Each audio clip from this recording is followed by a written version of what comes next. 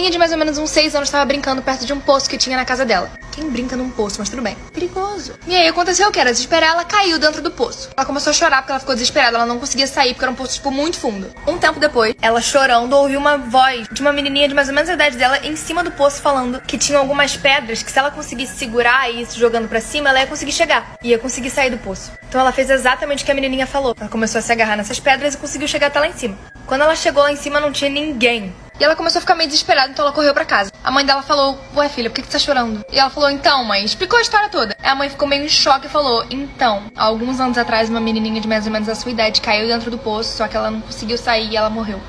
Será que era mesmo?